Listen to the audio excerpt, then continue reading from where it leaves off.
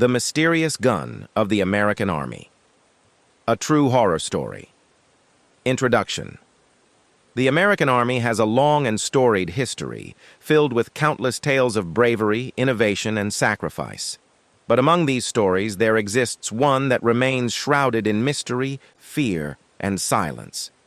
It is the tale of a weapon that was unlike any other, a gun so powerful, so cursed, that it became the subject of dark legends whispered among soldiers during long nights in the barracks.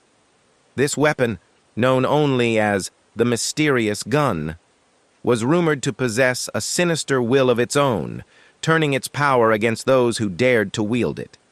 In 1978, during the height of the Cold War, a group of elite American soldiers was sent on a covert mission into the dense forests of Alaska to test experimental weaponry.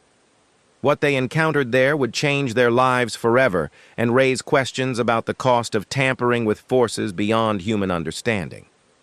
This is their story. The story. Chapter 1. The briefing.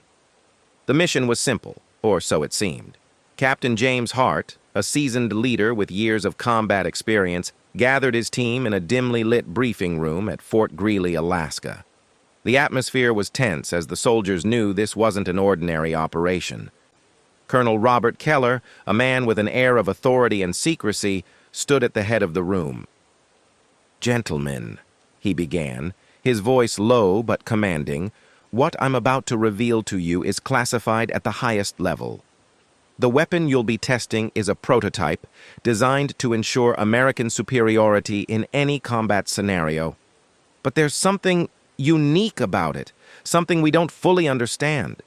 He motioned to a large crate behind him, guarded by two armed men. As the lid was removed, the soldiers caught their first glimpse of the weapon.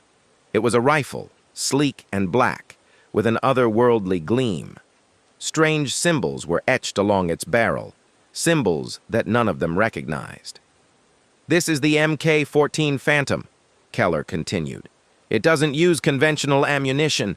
Instead, it harnesses an energy source we've barely begun to comprehend. Your task is to field test this weapon and report back on its capabilities." Despite their training, the soldiers exchanged uneasy glances. Something about the gun felt wrong.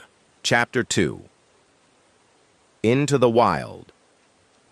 The team of 6, led by Captain Hart, set out into the dense Alaskan wilderness.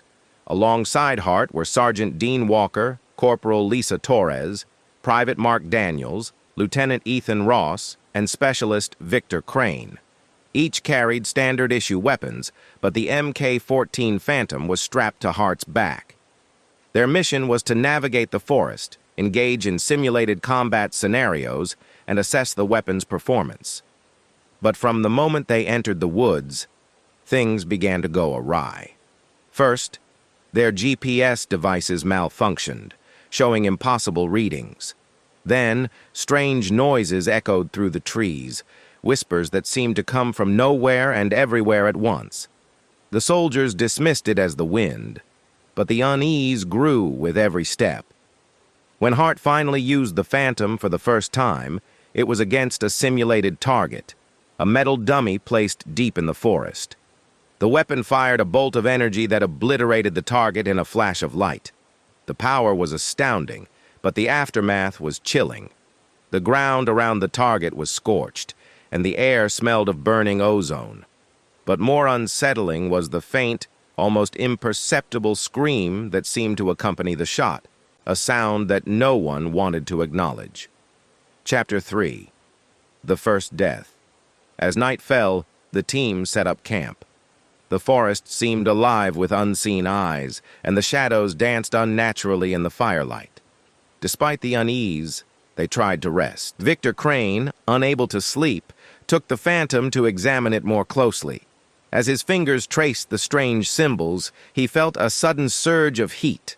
The weapon vibrated, and a deep, guttural voice whispered in his mind, "Power demands a price!"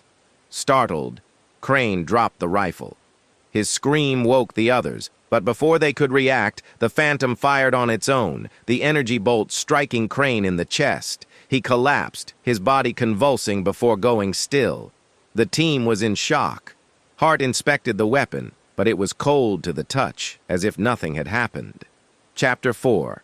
Descent into Madness. Over the next 2 days, the team's cohesion unraveled. Walker became paranoid, convinced the forest was alive. Torres reported hearing voices calling her name. Daniels saw shadows that moved against the light. Each time the phantom was used, the whispers grew louder, the forest darker, and the air heavier. The weapon seemed to drain their sanity, feeding off their fear. By the 3rd night, Ethan Ross was gone, vanished without a trace. The remaining soldiers found his boots by a creek, but no other sign of him. Hart, desperate to complete the mission, insisted they press on. But even he couldn't deny the toll the phantom was taking. Chapter 5. The Final Stand. By the 5th day, only Hart, Torres, and Walker remained. They stumbled upon an abandoned cabin, hoping to find shelter and regroup. Inside, they discovered journals written by a scientist who had worked on the phantom. The entries were fragmented but revealed the horrifying truth. The weapon was created using energy from a mysterious artifact unearthed in the Arctic. The artifact's power was not of this world, and those who came into contact with it suffered madness, death, or worse. As they read, the cabin shook violently. The door flew open, and a shadowy figure loomed, a manifestation of the phantom's dark power. It had taken a life of its own, feeding on the soldiers' fear and anger. In a desperate attempt to destroy the gun, Hart turned it on the entity. The energy bolt struck the shadow, but instead of dissipating, the darkness engulfed him.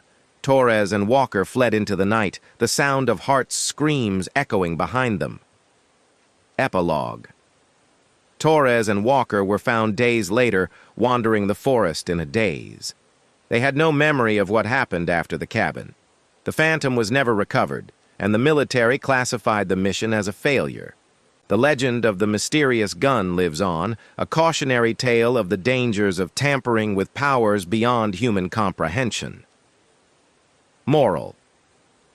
The pursuit of power without understanding its consequences can lead to unimaginable horrors. Humanity must tread carefully when exploring the unknown, for some mysteries are better left unsolved.